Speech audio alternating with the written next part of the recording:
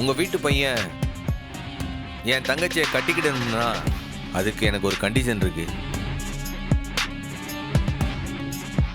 அதை ஒரு கண்டிஷன் சொல்லலாம், அதை விட இதை ஒரு பரீட்சைன்னு சொல்லலாம்.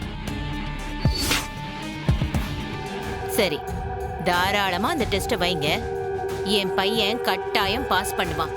என்ன டெஸ்ட் அத சொல்லுங்க. உங்க மவன் ஒரு மாசத்துக்கு என்னுடைய மளிகை கடையில தினமும் வரணும்.